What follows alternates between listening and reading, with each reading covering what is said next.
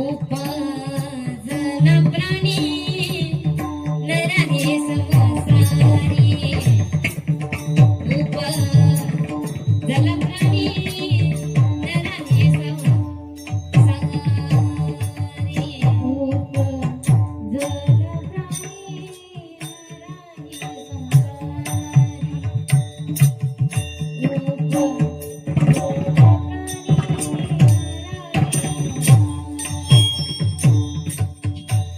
बैसना शेजारी काळूष बैसना शेजारी काळूष पहा तोंदिरा घेऊनी जाय बोका पहा तोंदिरा घेऊनी जाय बोका बैसला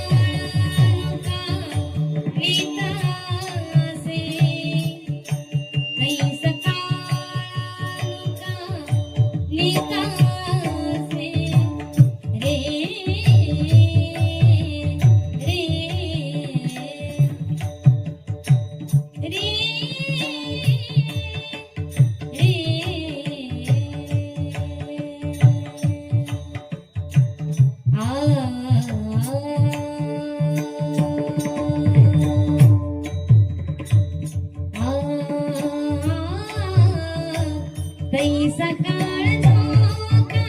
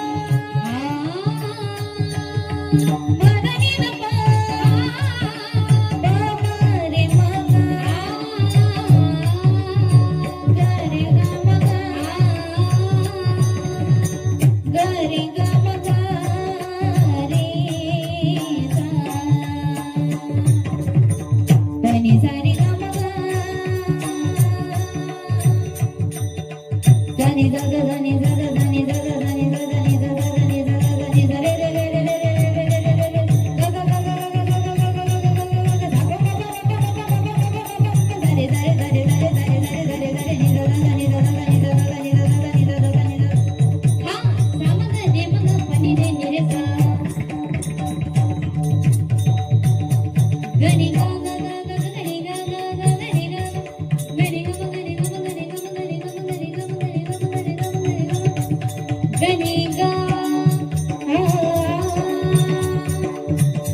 गणी गा गणी गा निसानी सानी र पसा सानी सानी सानी सानी रे रे रे गा गा गा गा मा पा मा गा सानी सानी रे रे रे रे गा गा गा गा गा मा पा मा गा रे मा गा मा गा मा गा मा गा मा गा मा गा रे रे मा गा मा गा मा गा मा गा मा गा रे सानी र पसा सानी मा मा मा मा गा रे गा सानी रे मा मा मा गा रे गा रे रे गा गा रे गा रे गा मा पा मा पा मा गा नी रे मा गा रे सा नी रे रे मा गा रे सा पद दा दा दा पद मा मा गा रे रे रे गणी गणी पद मा पा गा पद दा दा दा पद दा दा गणी गणी गणी गणी गणी गणी सारे रे रे रे रे रे रे गणी गणी गणी गणी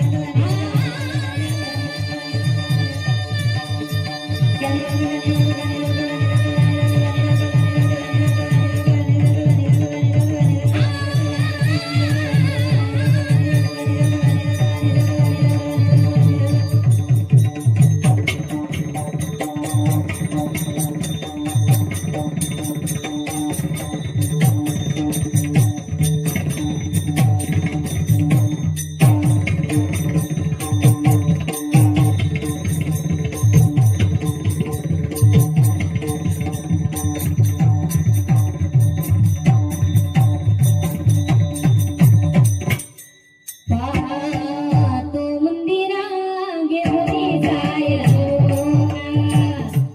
पाहतो मंदिरा घेऊनी जाय घेऊनी जाय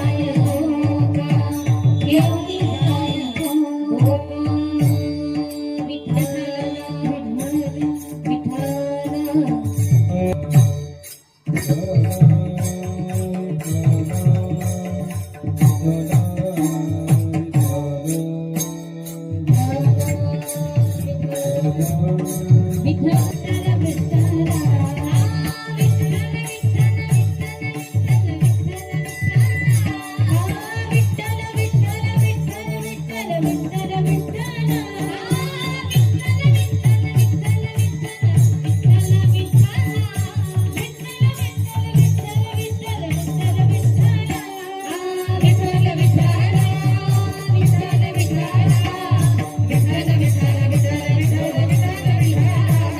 विठ्ठल विठ्ठल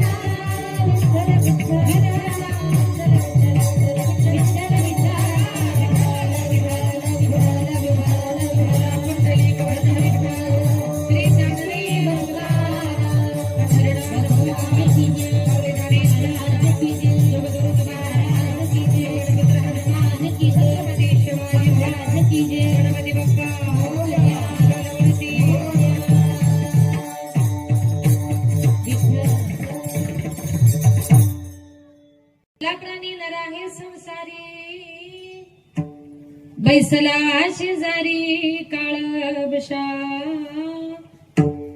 पहातोंदीर घेबनी जाय बोका तैसा काळ लोका नेतसे खाटी काचे घरी अजा पुत्र पाहे कसा याची गाय वाचे कैसी पहातोंदीर घेबनी जाय बोका तैसा काळ लोका नेतसे तुका म्हणे काही करा काढा काढी जाती ऐसी घडी पुन्हा नये पहातोंदीर घेबनी जाय बोका तैसा काळ लोका नेतसे नमो विठ्ठला राजया पांडुरंगा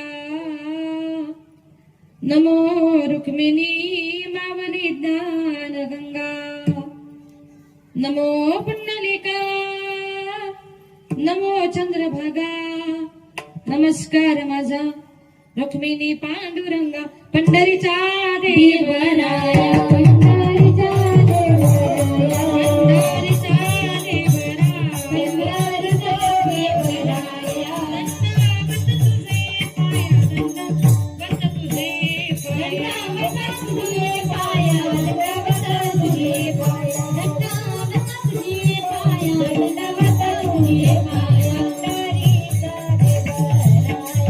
देवराया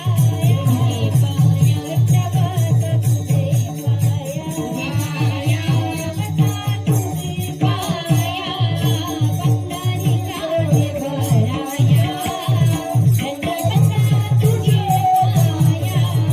दंडवत तुझे पाया दंडवत तुझे पाया दंडवत तुझे पाया दंडवत तुझे पाया अलंकापुरी रम्य सिंहासनस्थं पदं भोजते स्फुरति प्रदेशं विधीन्द्रादिदेवाय सदा स्तूयमानं समाधिस्थमूर्तिं भजे ज्ञानदेवं नमो ज्ञानेश्वर नमो ज्ञानेश्वर नमो ज्ञानेश्वर नमो ज्ञानेश्वर नमो ज्ञानेश्वर नमो ज्ञानेश्वर नमो ज्ञानेश्वर नमो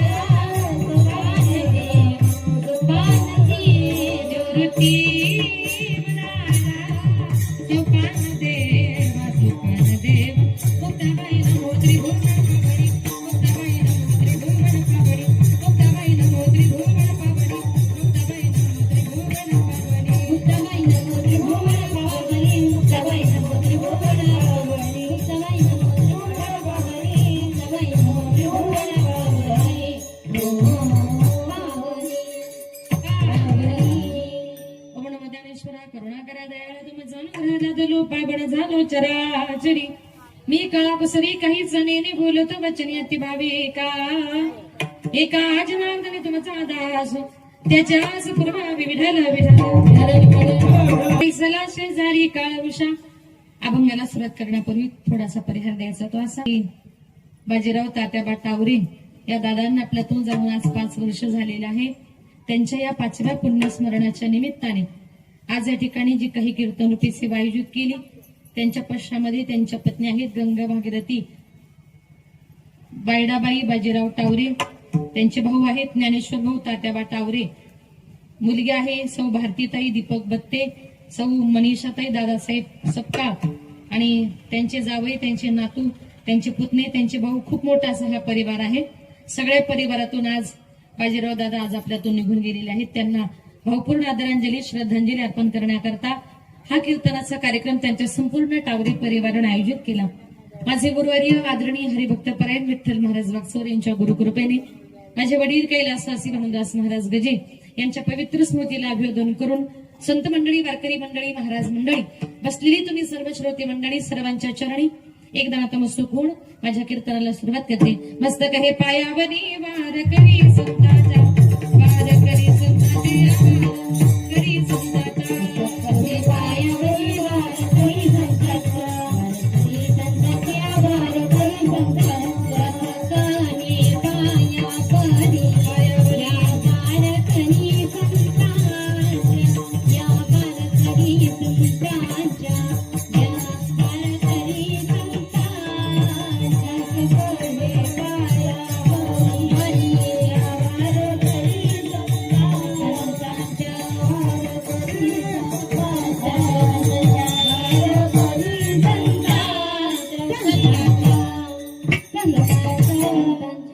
मस्तक हे पायावरी वारकरी संतांच्या प्रस्तुत रथप्रसंगी कीर्तनरूपी सेविकर्ता निवडलेला अभंग संत सम्राट वैराग्याचे मूर्तिमंत पुतळे वारकरी संप्रदायाचे कळस विश्ववंदनीय श्रीमंत तुकोबरायांचा 4 चरणाचा उपदेशपर प्रकरणातला सर्वांच्या परिचयाचा गोड असा अभंग सेवी करता निवडला. विढाल विढाल त्याचा जन्म होतो, त्याला प्रत्येकाला मृत्यू हा निश्चित असतो. कारण काळ कुणाच्या आयुष्याचे वर्ष नाही, महिने नाही, दिवस नाही, तास नाही, मिनिट नाही, सेकंद नाही, तर तो काळ माणसाची नेहमी श्वासोश्वास मोजत असतो. तुकोबार एक दृष्टांत देऊन सांगतात की ज्याप्रमाणे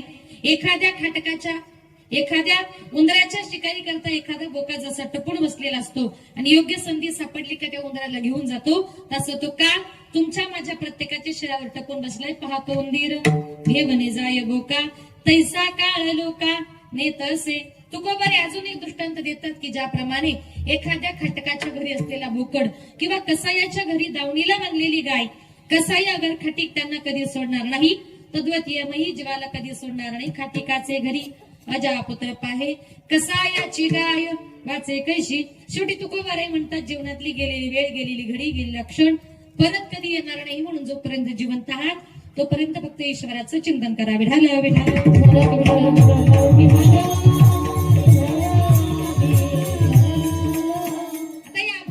जगद्गुरु तुकोबार आहे.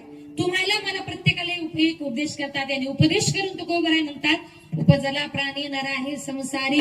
जो प्राणी जो मनुष्य या संसारामध्ये जन्माला आला तो शेवटपर्यंत या संसारामध्ये राहत नाही. याला कारण का, प्रत्येक मनुष्य जन्माला येताना त्याच्याबरोबर मरण, जातस्य ध्रुवा मृत्यू, आणि मरणाबरोबर पुन्हा एकदा जन्म. ध्रुवा जन्म मृत्यू सज, ही जन्म आणि मरणाची जी काही परंपरा आहे ती रात्रंदिवस अखंडित अबाधितपणे चालू राहणार आहे.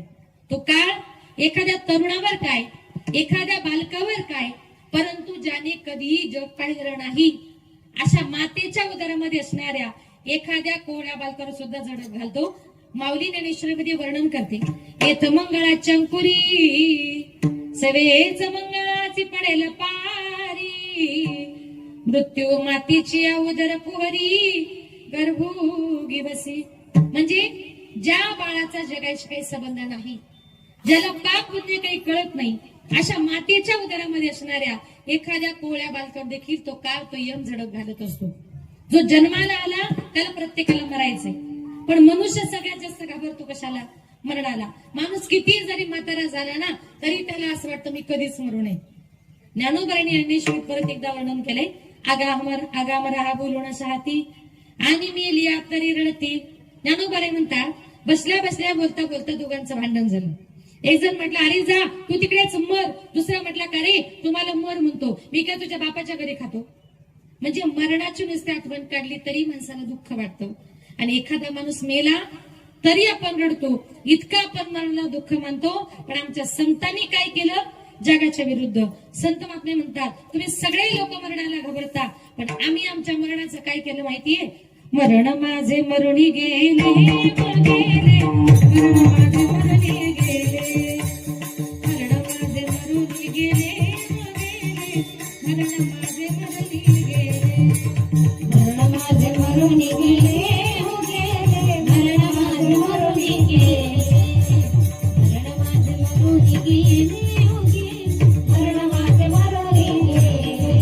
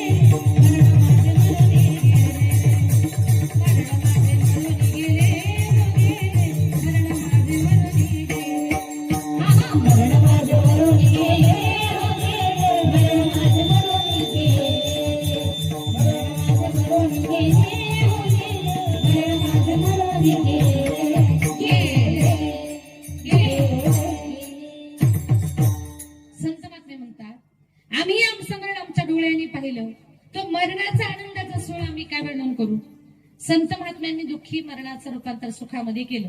पण या उलट तुम्ही आम्ही प्रत्येक मनुष्य मरणाला किती घाबरतो. एका गावात एक मनुष्य, त्यानं विचार केला, रात्रंदिवस किती संसार केला, किती प्रपंच केला, हातामध्ये काही पैसा राहत नाही. त्यापेक्षा म्हटला जातो आणि एखाद्या ठिकाणी जीवच देतो. बरं, जीवही असा द्यायचा, एका फटक्यात माणसाचा जीव गेला पाहिजे. त्याच्या लक्षात आलं की अरे आपल्या गावाच्या जवळून ट्रेन जाते. ट्रेन आली, तिच्या खाली जीव दिला की म्हटलं माणसाचा जीव जाणार. तो मनुष्य संसाराला फार कंटाळला. रागाच्या भरामध्ये सकाळी सकाळी उठला, रागाने तो ट्रेन खाली जीव द्यायला चालला. आता ट्रेन खाली जीव द्यायला चालला, पण जाताना बरोबर तो जेवणाचा डब्बा घेऊन गेला. लक्ष आहे ना तुमचं? चालला कुठे? जीव द्यायला. जाताना बरोबर जेवणाचा डब्बा घेऊन गेला आणि रुळाच्या मध्ये जाऊन बसला. एक जण म्हटलं, अरे बाबा असा रुळाच्या मध्ये का बसलास? ट्रेन आली, अंगावरून गेली तर मरशील ना. म्हटलं, अरे बाबा मी मरायला चालूय. तो म्हटला, का रे तू मरायला आला आणि मग जवळ जेवणाचा डबा कशाला? तो म्हटला, साहेब चुकून जर ट्रेन लेट झालीच तर परत जेवायला आलाय कुठे? आता जो मरायला आलाय तो उपाशी मेला काय आणि ट्रेन खाली गेला काय, फरक काय पडतो? पण मनुष्य सगळ्यात जास्त प्रेम कशावर करतो? आपल्या देहावर करतो. आणि करावं. एका कवीने सुद्धा असं म्हटलंय, या जन्मावर या जगण्यावर शतदा प्रेम करावे. इतका सुंदर मनुष्य देव माझ्या भगवान परमात्म्याने दिलाय ना, तो असा आत्महत्या करून, काही काही लोक आत्महत्या करतात, कोण औषध पितं, कोण जीव देतो, कोण जाळून घेतं. इतका सुंदर देव दिलाय, तो असा आत्महत्या करून आपल्याला संपवायचा नाही. कारण का? तो इतका दुर्लभ आहे. मनुष्य जन्मान मोल रेस, मिट्टी में मत घोल रे, अब जो मिला ही फिर ना मिलेगा, कभी नहीं कभी नहीं कभी नहीं. मनुष्य जन्मान मोल रेस, मिट्टी में मत घोल रे, अब जो मिला ही फिर ना मिलेगा, कभी नहीं कभी नहीं कभी नहीं. अतिशय दुर्लभ असा मनुष्य देह माझ्या भगवान परमात्म्याने तुम्हाला मला प्रत्येकाला दिलाय. आणि म्हणून तुकोबराय म्हणतात, या जगामध्ये जन्माला आल्यानंतर आपण सगळ्या गोष्टी चुकवू शकतो, पण माणसाला मरण नावाची गोष्ट चुकवता येत नाही. मरण हे ज्या दिवशी ठरलंय त्या दिवशी तुम्हाला मला प्रत्येकाला ते येणारच. एक सुंदर उदाहरण सांगते बघा. एक दिवस चित्रगुप्ताने यमाला सांगितलं, यमा आताच्या आता खाली मृत्यू लोकांमध्ये जा आणि या 15च्या 15 रांजणगावच्या लोकांना घेऊन ये. आता यमाने चित्रगुप्ताची चिठ्ठी घेतली. यम खाली मृत्यू लोकात रांजणगाव मध्ये आलं. आता खाली आल्यानंतर यमाच्या चिठ्ठीमध्ये पहिलं नाव होतं ते गण्याचं. गण्याचं म्हणजे काय? तुमच्याकडे जर गणेश नाव असेल तर तुम्ही त्याला काय म्हणता? खरं सांगा, काय म्हणता? गण्या. त्याचं नाव चांगलं गणेश होतं, पण गावातले लोक त्याला गण्या नावाने ओळखायचे. आता गण्या नावानं प्रसिद्ध असल्यामुळे यम प्रथम गण्याच्या घरी गेला. गण्या म्हटला, नमस्कार राम राम, तुम्ही कोण आहात? त्यानं सांगितलं, मी यम आहे. गण्या म्हटला, का रे यमा माझ्या घरी का आलास? म्हटलं, तुला घ्यायला आलो. पण अरे माझ्याच घरी का आलास एवढा गाव सोडून? यमानं ती यादी दाखवली. हे बघ, चित्रगुप्तानं मला ही तुमच्या गावच्या 15 लोकांची यादी दिली. यादीमध्ये पहिल्या नंबरला नाव तुझं आहे, म्हणून मी प्रथम तुझ्या घरी आले. मग म्हटले गावातल्या लोकांना यमानं सांगितलं सगळ्यांना हळूहळू 2-4 दिवसात न्यायचंय. मग गण्याने विचार केला, गावातल्या लोकांना 2-4 दिवसात न्यायचंय, पण पहिला नंबर तर आपलाच आहे. मग आपणही आपलं मरण जरा 2-4 दिवस पुढे ढकलावं, आवडीचे पदार्थ खाऊन पिऊन घ्यावे, मग मरावं. गण्या हुशार होता. गण्या म्हटला, यमा तू स्वतःहून मला घ्यायला आलास ना, आता दुपारचा 1 वाजला, मला फार भूक लागली, तुलाही भूक लागली असेल, माझ्या बायकोला मस्तपैकी 5 पक्वान्नाचं भोजन बनवायला सांगतो आणि एकदा का जेवण झालं का तुम्हाला घेऊन जा. यम म्हटलं, ठीक आहे. आता गण्याच्या बायकोने 5 पक्वान्नाचं भोजन बनवलं, स्वयंपाक तयार झाला, ताटं वाढण्यात आली. गण्याच्या बायकोने आवाज दिला, हो जेवण तयार आहे. गण्या लगेच किचन मध्ये गेला आणि गण्याने काय केलं, यमाच्या जेवणाच्या ताटामध्ये गुंगीचं औषध टाकलं. कशाचं? दृष्टांतातलं यम, बरं महिला मंडळ खरा नाही, नाहीतरी एखाद्या पाहुण्यालाच मारायला औषध घालवण्यासाठी करू नका बरं का. आता गुंगीचं औषध टाकण्यात आलं, ताटं वाढण्यात आली. गण्या आणि यम दोघ जण जेवण करायला बसले. आता जेवण झाल्याबरोबर यमाच्या ताटामध्ये गुंगीचं औषध असल्यामुळे जेवल्या बरोबर यमाला गुंगी आली, जेवल्या जागीच यम झोपला. गण्याला वाटलं आता हा झोपला, हा 2-3 तास तरी काय उठणार नाही, आपल्याला आपलं मरण पुढे ढकलायचं आहे, आता हीच वेळ योग्य आहे. म्हणून गण्यानं काय केलं, यमाच्या खिशातली चिठ्ठी गुपचूप काढली आणि त्या चिठ्ठीमध्ये 1 नंबरला जे गण्या नाव होतं ना, त्या गण्या नावाची खाडाफोड केली आणि 15 नंबरला नाव लिहिलं गण्या. काय केलं, 1 नंबरचं नाव खोडलं आणि 15 नंबरला नाव लिहिलं गण्या. कारण त्याला वाटलं यम मला सगळ्यांच्या शेवटी घेऊन जाईल आता संध्याकाळी यमाची गुंगी उतरली. गुंगी उतरल्यानंतर यम उठला. यम म्हटला, गण्या आणि मी तुझ्यावर फार खुश आहे. गण्या म्हटला, का रे यमा एवढा खुश कशाला झालास? यम म्हटला, हे बघ गण्या, मृत्यू लोकात अनेक वेळा आलो, अनेक लोकांच्या घरी गेलो, पण अजूनपर्यंत मला साधा कोणी चहा नाही पाजला रे. पण तुझ्या घरी आल्यानंतर मात्र पाची पक्वान्नाचं भोजन काय, वरून 2-3 तास आराम काय. म्हणून गण्या तुझ्यावर एवढा खुश आहे, एवढा खुश आहे. आणि मी तुझ्यावर खुश होऊन असं ठरवलंय गण्या, मी असं करतो, तुला नेण्याऐवजी यादीत जातं शेवटी नाव आहे ना त्यालाच नाही घेऊन जातो. शेवटी नाव कोणाचं होतं? लिहिलं कोणी? गण्याने. का? या जगामध्ये तुम्ही सगळ्या गोष्टी चुकू शकता, पण मरण ज्या वेळेला ठरलंय, ज्या ठिकाणी ठरलंय, ती वेळ मात्र आपण चुकू शकत नाही. कारण माझे नाथ बाबा म्हणतात, घडोघडी काळ वाटयाचे पाहे, घडोघडी काळ वाटयाचे पाहे, घडोघडी काळ वाटयाचे पाहे, घडोघडी काळ वाटयाचे पाहे, घडोघडी काळ वाटयाचे पाहे, घडोघडी काळ वाटयाचे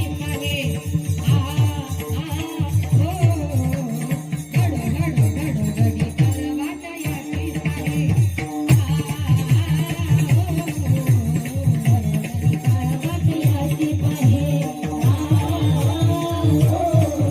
अजून किती आहे अवकाश, अजून किती आहे अवकाश, किती आहे अवकाश, किती आहे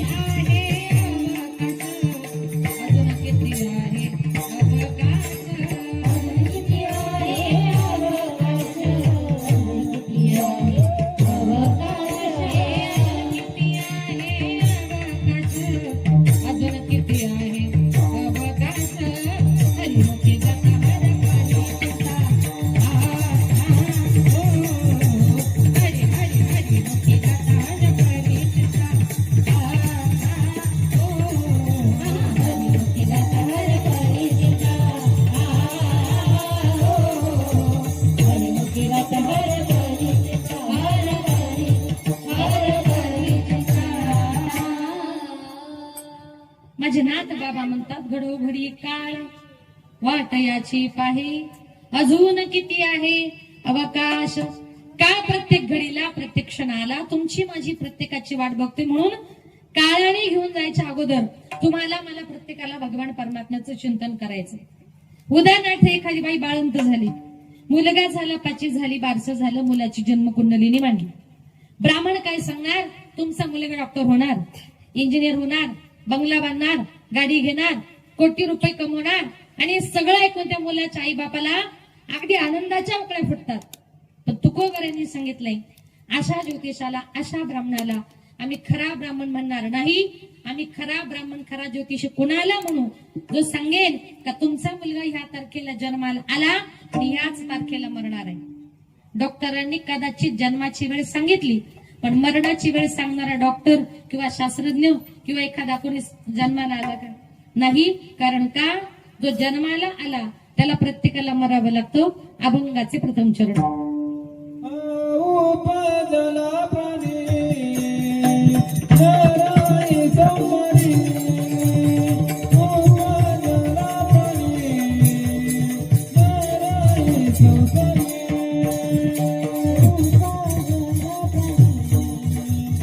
हरही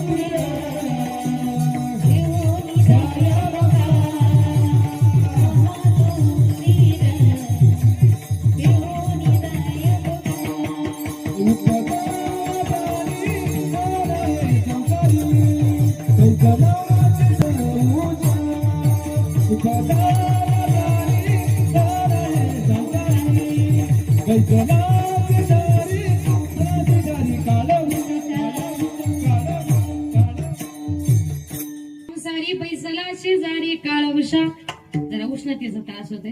जो प्राणी जो मनुष्य या संसारामध्ये जन्माला आला तो शेवटपर्यंत या संसारामध्ये राहत नाही. कारण का तर बैसला शेजारी काळ उषा तुकोबरे म्हणतात आपल्या उषाजवळ काळ बसलेला आहे. आता उषा म्हणजे या ठिकाणी बघा काही काही बायका लगेच गैरसमज करतात. उषा म्हणजे उषा नावाची कोणी स्त्री नाही, याचा तुम्ही गैरसमज करा.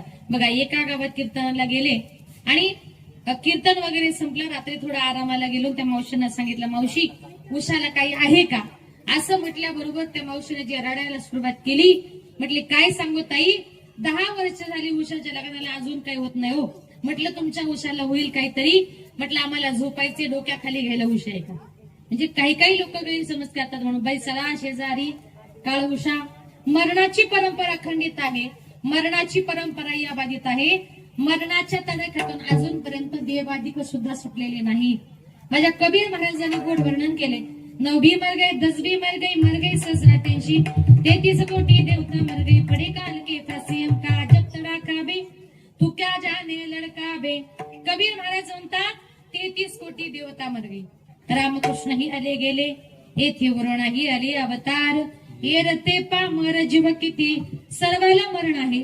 प्रत्येकाला या मृत्यू लोकातून प्रत्येकाला जावं लागलेलं आहे. मृत्यूच्या तडाख्यातून अजूनपर्यंत कोणी सुटलेला नाही. आणि म्हणून बघा आपण किती जरी ठरवलं मला मरायचं नाही पण मरण नावाची गोष्ट अजूनपर्यंत कोणाला चुकत नाही. एका गावात कीर्तनाला गेले आणि त्या कीर्तनात असंच सांगितलं या गावचे जेवढे काही लोक आहे ना या गावचे सगळे एक दिवस मरणार आहे. आता मरणार म्हटल्याबरोबर गावातले सगळे लोक नाराज झाले आणि मध्येच एका बाईनं अगदी जोर जोरात हसायला सुरुवात केली. मी तिला विचारलं का होत मी असं सांगितलं की या गावचे सगळे लोक मरणार आहे. असं म्हटल्यानंतर गावातले सगळे लोक नाराज झाले आणि तुम्ही एकट्याच का हसल्या. तिने सांगितलं ताई तुम्ही असंच सांगितलं की या गावचे सगळे लोक मरणार आहे. बरं झालं म्हटलं मी या गावचे नाही मी शेजारच्या गावचे. तुम्ही कुठल्याही गावचे असू द्या त्या ठिकाणी तो यम येणार आहे आणि तुम्हाला मला प्रत्येकाला घेऊन जाणार आहे. काळाची एवढी पडेल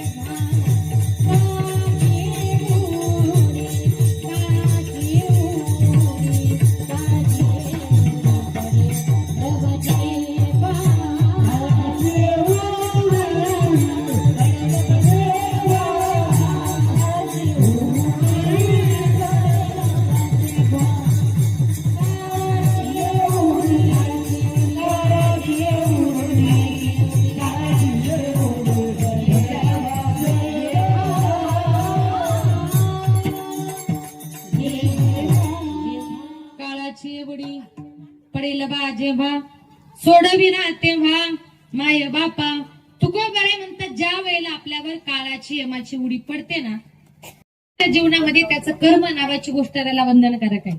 ज्याप्रमाणे आपण कर्म केलं त्याप्रमाणे आपलं कर्म हे आपल्याला भोगावं लागतं.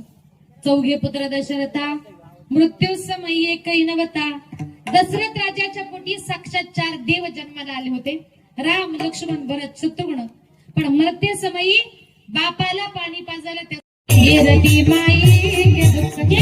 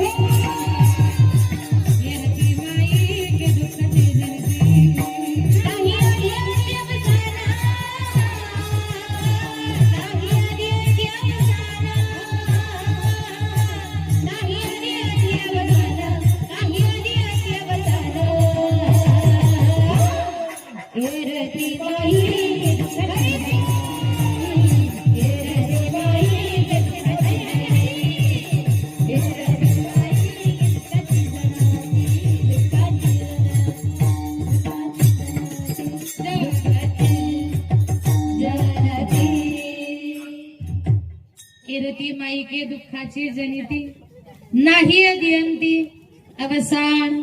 तुकोबाराय म्हणतात ज्या संसारावर ज्या प्रपंचावर आपण प्रेम करतोय ना, हा संसार आपल्या जन्माच्या अगोदरही आपल्या बरोबर नव्हता आणि आपण मेल्यानंतर सुद्धा तो आपल्या बरोबर येणार नाही. नाही अदियंती अवसान. आणि म्हणून तुकोबाराय म्हणतात काळाने घेऊन जायच्या अगोदर आम्ही तुम्हाला देवाचं चिंतन करण्याचा आग्रह करतोय. का करतोय माहितीये? कारण का तर तो काळ तुमच्या माझ्या प्रत्येकावर एखाद्या बोक्यासारखा टपून बसलाय. अभंगाची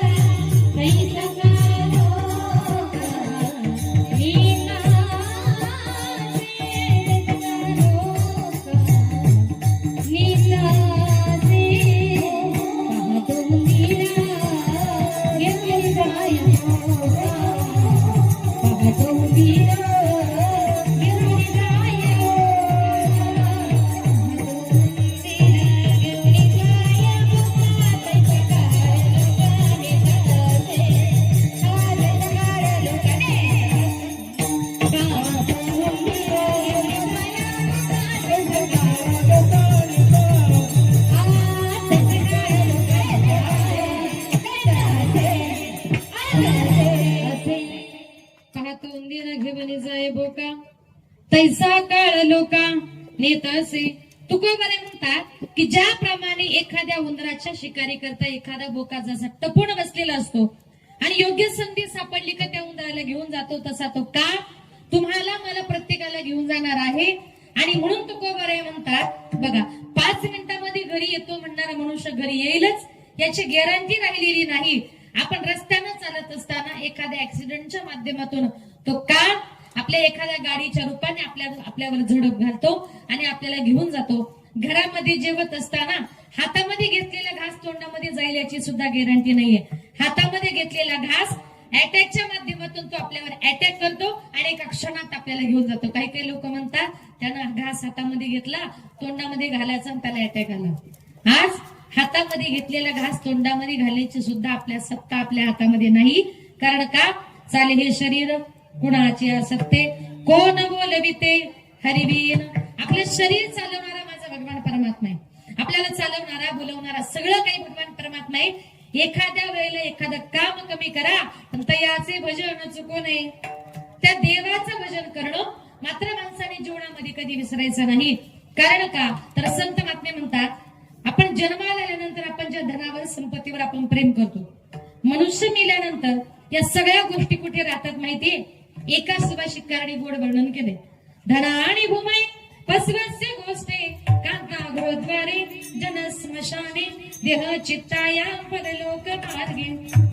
माणूस मेल्यानंतर 2 पैसे सगळ्या बँकेत, गाय बैल म्हैस गोठ्यात, बायको दारापर्यंत, सोयरे धायरे स्मशानापर्यंत आणि एकटाच मात्र आगीमध्ये जळत असतो. मी जळत असे स्मशानी अग्नी सवे एकट्याला मात्र जावं लागतं बघा. एका गावात एक सज्जन गृहस्थ होता. त्याला 3 मित्र होते. 3 मित्र असे होते. एक मित्र अतिशय जवळचा, दुसऱ्यावर पहिल्यापेक्षा थोडस कमी प्रेम आणि तिसरा मित्र असा होता त्याची वर्षातून 1-2 वेळा कधीतरी भेट व्हायची. आता एक दिवस विनाकारण या सज्जन गृहस्थावर काहीतरी कुणाचा आरोप आला. तो कोर्टात गेला. जज साहेबांना सांगितलं साहेब मी खून केला नाही, अगर करणारही नाही, हा विनाकारण माझ्यावर काहीतरी खोटा आळा आलेला आहे. जज साहेबांनी सांगितलं बाबा तू जर खून केला नसेल तर तू तुला साक्षीदार घेऊन ये. आनंदाने आपल्या पहिल्या मित्राकडे गेला. मित्राला सांगितलं मित्रा 24 तास तुझ्या बरोबर राहतो, तुला माहितीये मी खून केला नाही, अगर करणारे नाही, तेव्हा तू माझ्या बरोबर कोर्टात चल आणि माझ्या बाजूने साक्ष दे. याचा पहिला मित्र म्हटला बाबा मला माहितीये तुझं माझ्यावर फार प्रेम आहे, माझंही तुझ्यावर फार प्रेम आहे, पण म्हटलं मला कोर्टाची फार भीती वाटते. तुझ्या प्रेमा करताना जज साहेबांना फोन करून सांगतो पण कोर्टापर्यंत येणार नाही. हा म्हटलं तुझा मला काय उपयोग. दुसऱ्या मित्राकडे गेला. सांगितलं मित्रा तुला माहितीये मी खून केला नाही, अगर करणारही नाही, तेव्हा तू माझ्या बरोबर कोर्टात चल आणि माझ्या बाजूने साक्ष दे. याचा दुसरा मित्र म्हटला बाबा तुझ्या प्रेमा करता मी तुझ्या बरोबर येतो, पण अजूनपर्यंत मी कधी कोर्टाची पायरी चढलो नाही. तुझ्या प्रेमा करता मी तुझ्या बरोबर येईन, कोर्टाच्या बाहेरून सांगेल तू खून केला नाही, पण आतमध्ये येणार नाही. हा म्हटला तुझाही मला काय उपयोग. नाराज झाला बिचारा. तिसऱ्या मित्राकडे गेला. सांगितलं मित्रा ज्या 2 मित्रांकरता उभा आयुष्य खर्च केलं, रात्रंदिवस एक केले, कष्ट केले, ते 2ही मित्र माझ्या कामी येत नाही. मित्रा तू तरी माझ्या बरोबर चल, माझ्या जीवन मरणाचा प्रश्न आहे, पाया पडतो तुझ्या. तिसऱ्या मित्राला त्याची दया आली. तो त्याच्या बरोबर कोर्टामध्ये गेला. त्याने त्याच्या बाजूने साक्ष दिली. तो निर्दोष सुटला. तुम्हाला प्रश्न पडला असेल ज्याच्यावर विनाकारण खुनाचा आरोप आला होता तो सज्जन गृहस्थ म्हणजे कोण, कुठल्या गावचा आणि त्याचे 3 मित्र कोण, तर लक्षपूर्वक ऐका. ज्याच्यावर विनाकारण खुनाचा आरोप आला होता तो सज्जन गृहस्थ म्हणजे इथं बसलेले तुम्ही आम्ही आपण सर्वजण. आपला पहिला मित्र म्हणजे हा प्रश्न पुरुष लोक करताय. तुम्हाला उत्तर द्यायचंय, देताना खरं द्यायचं, अजिबात खोटं बोलायचं नाही. आपण जिच्यावर आपल्या जीवापेक्षाही जास्त प्रेम करतो अशी आपली कोणी आहे की नाही. बघा सगळे हळूच बायको म्हटले. कारण का आई बोलायची हिंमत नाही. सर्वस्व स्वामिनी म्हणावीसी कांता आणि ती एकीस देता रडतसे. पहिला मित्र म्हणजे आपली बायको आपल्या बरोबर येत नाही. दुसरा मित्र म्हणजे कोण, आपले मायबाप रडतील पण आपल्या बरोबर येतील का नाही. कवनाचे माय बाप कवनाचे कवनाचे माय बाप कवनाचे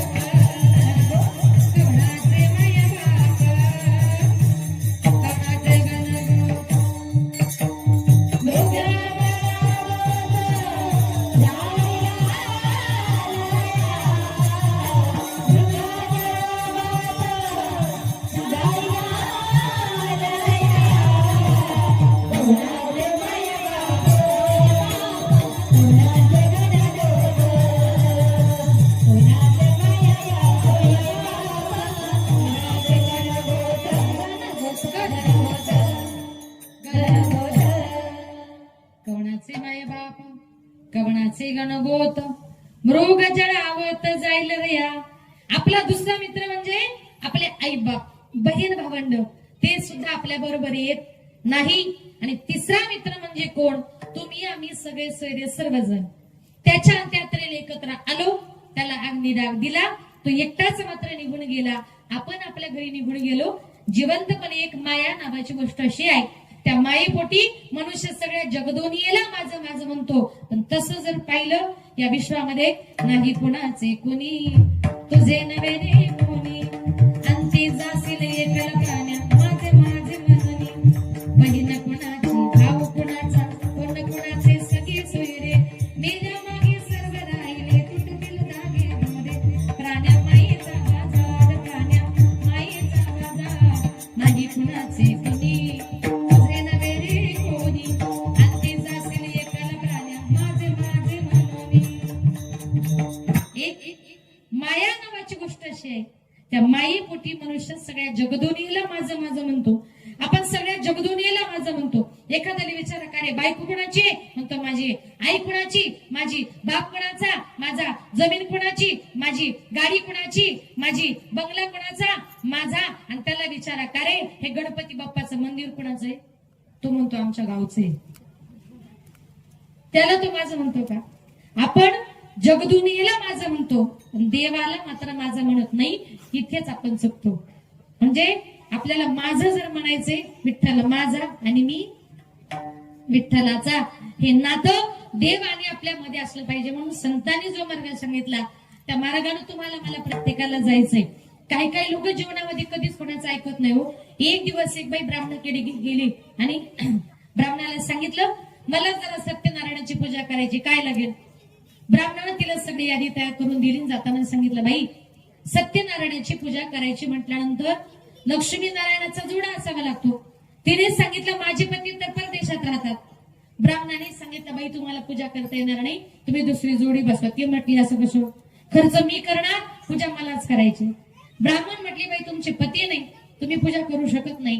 ती बाई जरा पुढची हुशार होती. पुढची हुशार कळताना महिला मंडळ ते पुढच्या हुशार बायका त्यांना किती सांगा, ती उलट मध्ये नाही नाही माझ्यासारखी शहाणी आमच्या सगळ्या रांजणगाव मध्ये नाही, ती कुणालाच बोलू देत नाही. ती ब्राह्मणाला म्हटली पुरुष लोक कसे एखाद्या पूजेला जर बसले आणि तिथे जर त्यांची बायको हजर नसेल तर तुम्ही खिशामध्ये बायको म्हणून काय घेऊन बसता? सुपारी. कोणी सांगितलं? म्हटले ब्राह्मणाने. मग ती म्हटली पुरुषांकरता जर बायको म्हणून सुपारी आहे तर आमच्या करता नवरा म्हणून काही ऑप्शन? ब्राह्मणाने सांगितलं बाई अजून तर शास्त्रात तसं काहीच नाही. ती म्हटली असं कसं? त्यांच्याकरता जर बायको म्हणून सुपारी आहे मग आमच्याकरताही नवरा म्हणून काहीतरी असेलच ना, कुठेतरी तुमचा अभ्यास कमी पडतोय. असं म्हटलं त्या ब्राह्मणाला असा राग आला. रागाच्या भरामध्ये तो ब्राह्मण उठला, शास्त्राचं पुस्तक घेतलं, 2-4 पानं पलटली आणि म्हटलं बाई सापडलं. ती म्हटली पटकन सांगा. ब्राह्मण म्हटलं बाई पुरुष लोक जर पूजेला बायको म्हणून सुपारी घेऊन बसतात ना तर तुम्ही नवरा म्हणून एखादा मोठा बटाटाच घेऊन बसा. असं काही करू नका.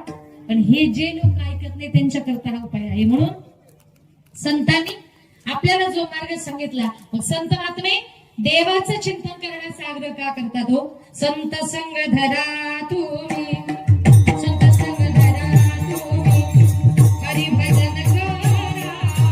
संत संग धरा तुम्ही, संत संग धरा तुम्ही, संत संग धरा.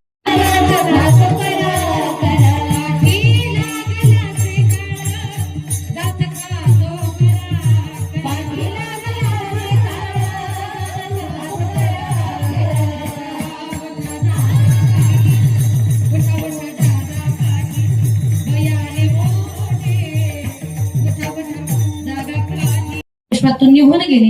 नंतर किती जरी रडलं फायदा होणार नाही. आज या परिवारातून एक बाप या जगातून या विश्वातून निघून गेलाय. जेव्हा आपले मायबाप या जगातून या विश्वातून निघून जातात ना तेव्हा ते परत कधीच आपल्या घरी येऊ शकत नाही. कारण का?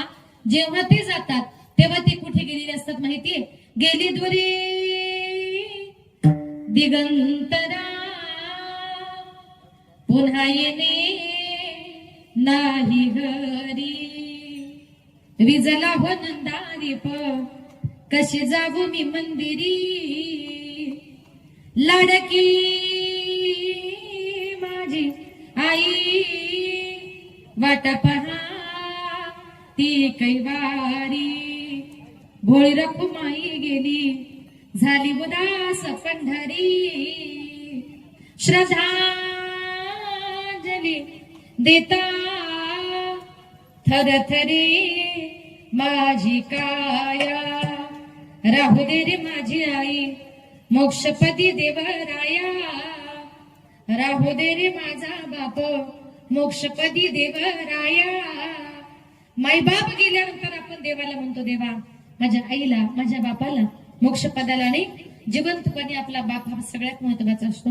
एकदा का आपला बाप या जगातून या विश्वातून निघून गेला शेजारच्या बापाला दुसऱ्याच्या बापाला प्रेमाने तुम्ही कितीही जरी बाबा म्हणून हाका मारल्या ना सोडून या गेले बाबा मायले कराना सोडून या गेले बाबा मायले कराना बाबा बाबा बाबा हाका मारू मी कुणाला बाबा बाबा बाबा बाबा म्हणू मी कोणा बाबा आमच्यासाठी कष्ट केले फार बाबा आमच्यासाठी कष्ट केले फार सोडून या गेले बाबा सारा परिवार लेखी सुनारडत बसती काना कोपऱ्याला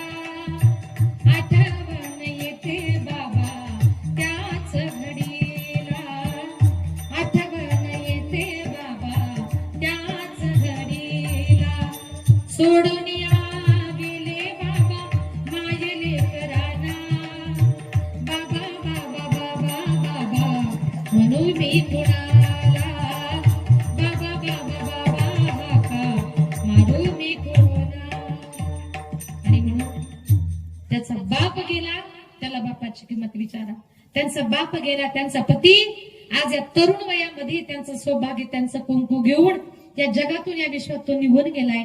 माझा कुंकवाचा धनी मला गेला या सोडोनी माझा कुंकवाचा धनी मला गेला या सोडोनी एकाएकी आली हवा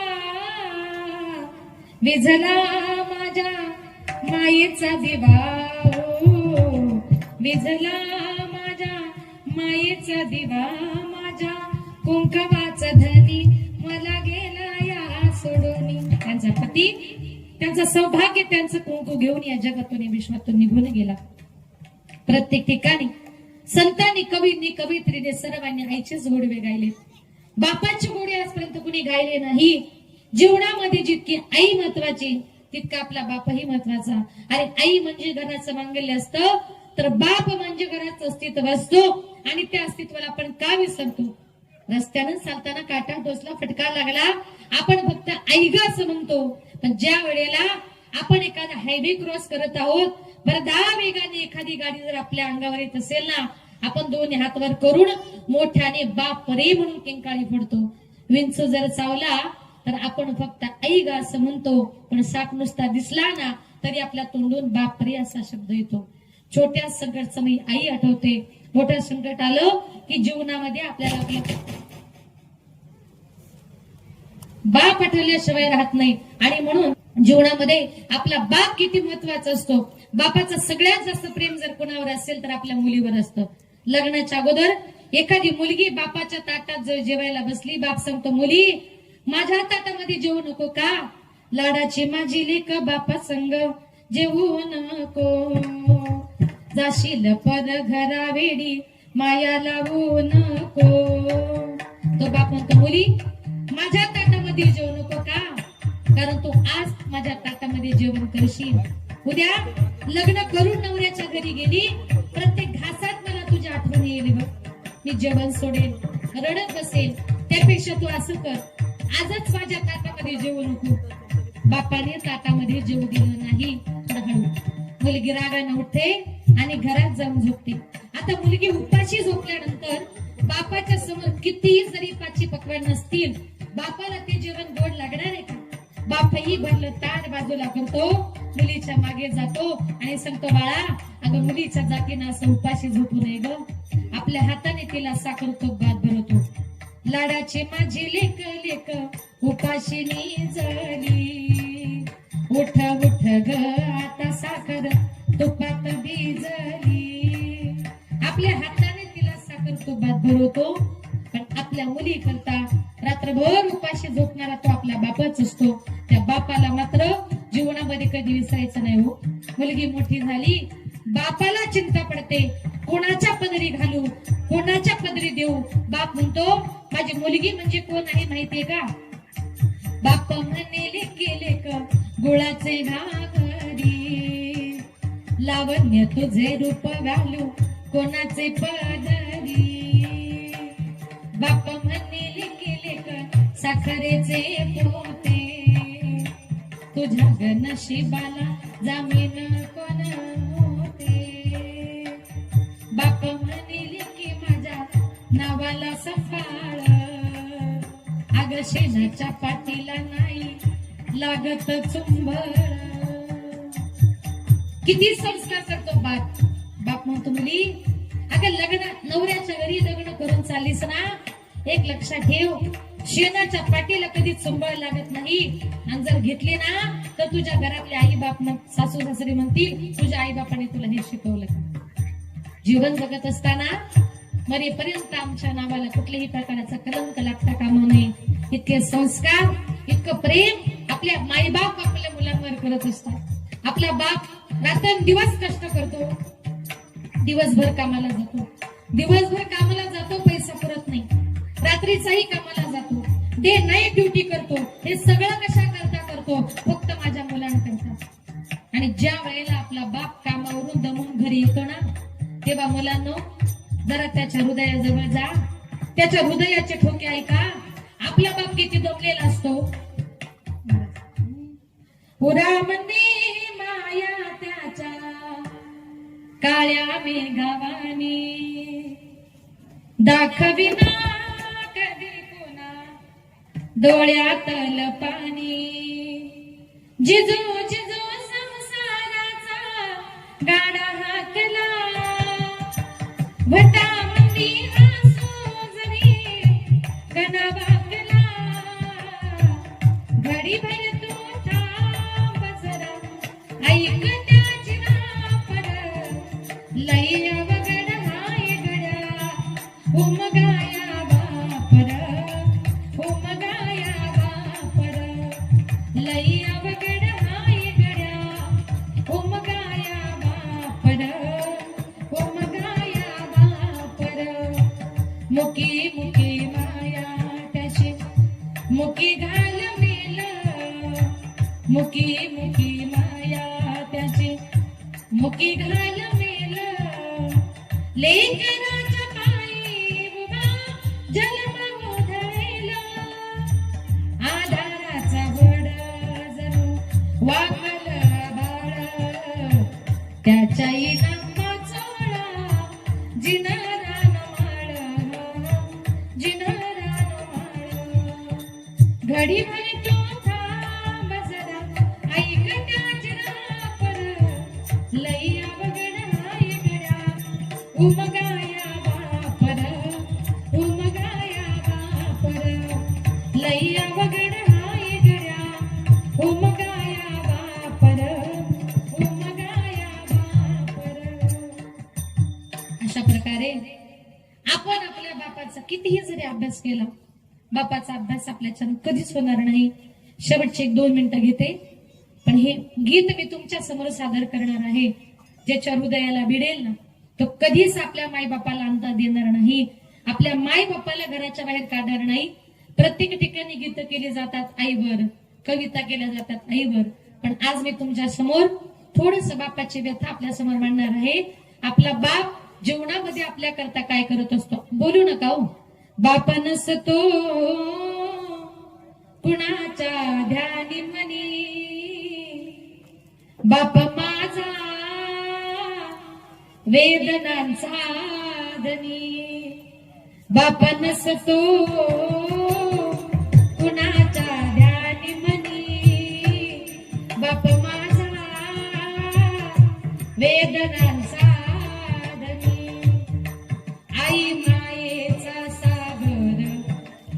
सत्य आहे कहाणी, पण दुर्लक्षित बापाच्या त्या व्यथा कुणीतरी जाणे. बाप नसतो कुणाच्या ध्यानी मनी, बाप माझा वेदनांचा दरी. आई तव्यावरची भाकरी, बाप तव्यावरचा फलिता. भाकरी करपू नये म्हणून चटके खाई माझा पिता. आई तव्यावरची भाकरी, बाप तव्यावरचा फलिता. भाकरी करपू नये म्हणून चटके खाई माझा पिता.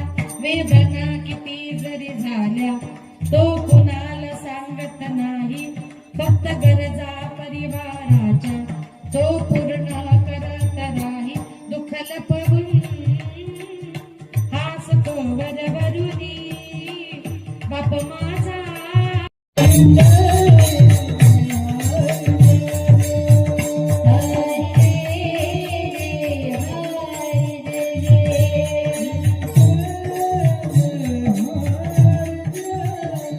हरी जय जय हरी जय जय जय जय जय विठो कारमाई जय जय विठो कारमाई. विठो कारमाई जय जय विठो कारमाई.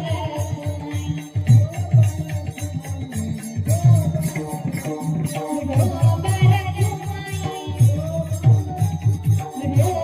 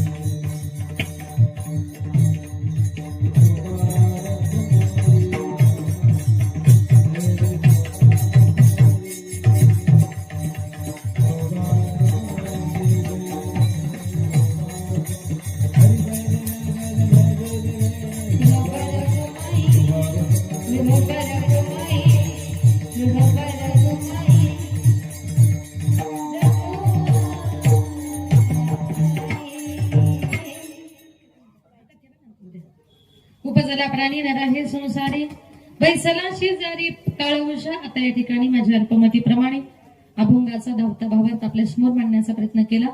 कार्यक्रमाची वेळही संपत आलेली आहे, पण घर मालकाचं असं म्हणणे अजून 5-10 मिनिटं, 12 तर वाजले. ऊन खूप झाले पण काही ऐकत नाही ना. काय करायचं, एक घेऊ का? बरोबर.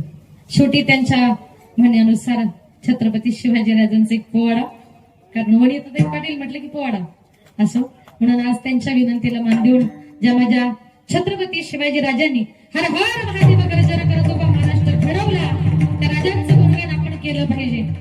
एका माणसानं मला प्रश्न विचारला, ताई तुम्ही कीर्तनामध्ये राजे राजे म्हणता, तुमचे राजे नेमके होते तरी कोण? देव होते का?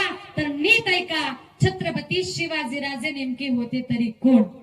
विजयासारखी तलवार चालून गेला, विजयासारखी तलवार चालून गेला, निधड्या छातीने हिंदुस्थान हलवून गेला, मुठभर मावळ्यांना बरोबर घेऊन हजारो सैतानांना लढवून गेला, आणि स्वर्गामध्ये गेल्यानंतर 33 कोटी देवांनी ज्याला वाकून मुजरा करावा ना, असा एकच मर्द मराठा माझा शिवबा होऊन गेला, शिवबा होऊन गेला, शिवबा होऊन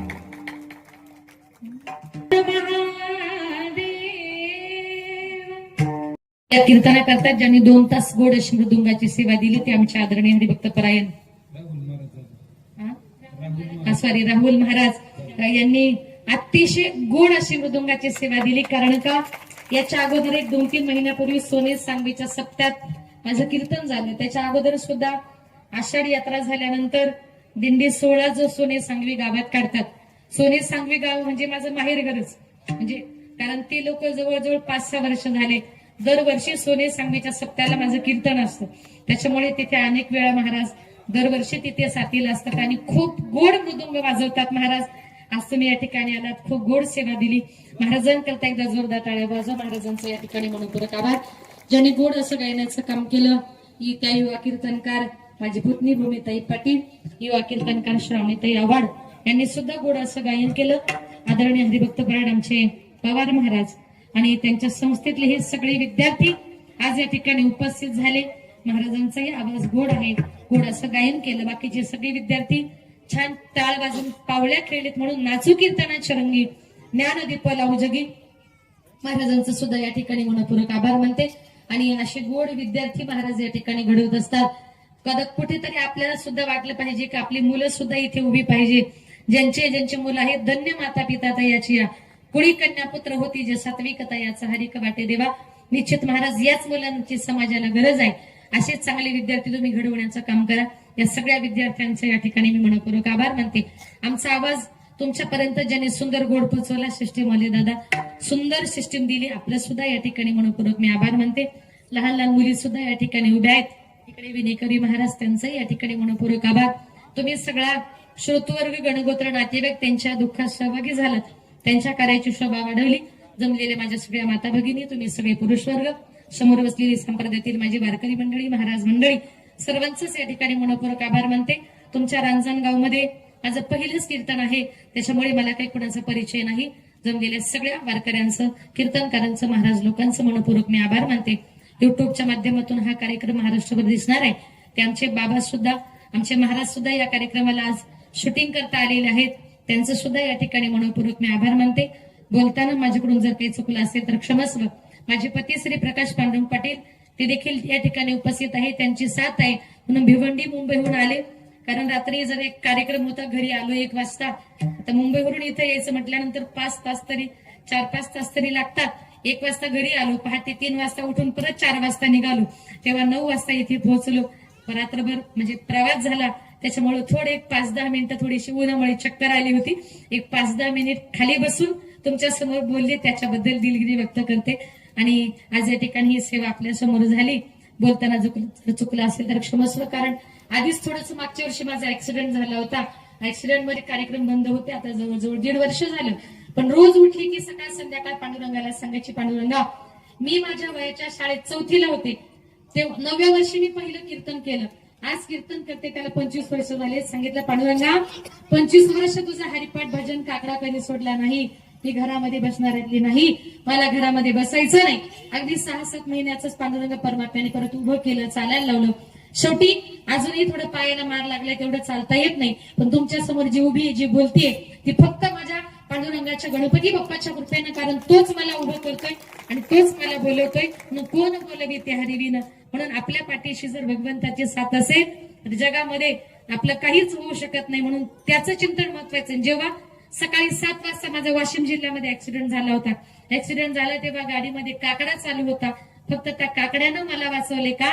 तिथे भगवंताचं चिंतन चालू आहे, तिथे यमराजा जवळ येऊ शकत नाही. शेवटी एक सांगेल की आज ही कीर्तन करते ही माझ्या वडिलांची परंपरा आहे. आज आम्ही 3 जणी बहिणी आहोत, अनिता, वनिता, सुनीता, आणि 3ही कीर्तनकारच आहे. आमच्या मायबापानं 3च मुली घडवल्यात. आम्हाला भाऊ सुद्धा नाही. पण वडिलांची फार इच्छा होती. 19 वर्ष झाले ऍक्सिडेंट मध्ये वडील सुद्धा गेलेत. वडिलांची फार इच्छा होती माझ्या मुली महाराष्ट्राच्या नामवंत कीर्तनकार झाल्या पाहिजे. आज मी महाराष्ट्राच्या बाहेर सगळ्या टीव्ही चॅनलवर सगळीकडे कार्यक्रम करते. तुम्ही सगळी लोक आल्या की लगेच माझ्या माता बोलतात, ताई तुम्हाला युट्यूबवर बघतो, टीव्हीवर बघतो, पण आज समोर बघण्याचा योग आला. पण हे सगळं माझ्या बापानं आज हे कधी बघितलं नाही, याचं मात्र दुर्दैव आहे. पण आज तुमच्या सगळ्या श्रोतवर्गाच्या रूपानं, वारकरी संप्रदायाच्या रूपानं तुमच्या सर्वांचे आशीर्वाद अशीच पाठीशी राहू द्या. अजूनही समाजाची सेवा करण्याचा प्रयत्न करेल. आज या ठिकाणी तुम्ही फार भाग्यवान आहात की अष्टविनायकापैकी एक गाव म्हणजे तुमचं रांजणगाव. त्या गावात तुम्ही राहता. गणपती बाप्पाच्या छत्रछायेखाली तुम्ही राहता, तो गणपती बाप्पा कधीच आपल्यावर वाईट विघ्न येऊ देणार नाही, अशा पण गणपती बाप्पाच्या चरणी प्रार्थना करूया. आज या ठिकाणी आमचे आदरणीय हरिभक्त परायण युवा कीर्तनकार मनोहर महाराज वागले यांनी भव्य दिव्य बाल संस्कार शिबिराचं आयोजन केलेलं आहे. महाराज मंदिर, दयानंद निळोबा फंड नगर, अष्टविनायक रोड, रांजणगाव गणपती. जन्म कशाला म्हणतात हे आपल्या मुलांना कळेल. एकदा सर्वांनी भजन करा. ज्ञानेश्वर माऊली, ज्ञानराज माऊली, ज्ञानेश्वर माऊली, विठ्ठल जय जय विठ्ठल, जय जय जय तुकाराम, तुकाराम,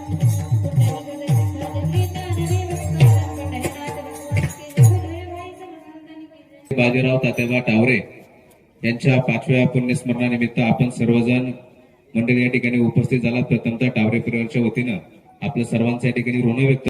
पाटील, खरं तर ताई तुम्ही भिवंडीवरून आलात आणि तुम्ही सांगितलं की आम्ही ते ऐकलं की तुम्ही 3च मुली आहात आणि तिन्ही तुमची कीर्तनकार आहात. याच्यासारखा मोठा अभिमान आम्हाला या ठिकाणी होणारच नाही, कारण खरंच खूप तुम्ही खरं तर हिंदू धर्म आणि आपला वारकरी शिक्षण, वारकरी एक संप्रदाय तुम्ही सांभाळताय, त्याबद्दल तुमचं कौतुकच आहे. खरं तर आपण समर्पित करूयात. यानंतर गेले आणि त्यांना जाऊन 5 वर्ष झाले. त्या निमित्तानं या टावरे परिवारानं त्यांच्या आठवणींना उजाळा देण्यासाठी आणि त्यांचं स्मरण चिंतन करण्यासाठी आज या ठिकाणी हरिभक्त परायण आदरणीय या ठिकाणी सेवा या ठिकाणी आपण सादर केली.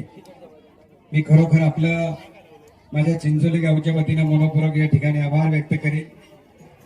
आणि आपल्या वाणीमधनं आपण या ठिकाणी सांगितलं का आम्ही 3 बहिणी आहोत. ताई, तुमचा ऍक्सिडेंट झाला, परंतु तुम्हाला वाचवणारा भगवंतच आहे.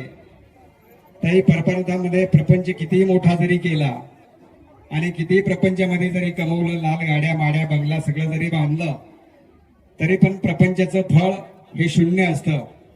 संस्कारामध्ये किती बी संसारामध्ये कितीही मोठा संसार केला तरी फळ शून्य असतं.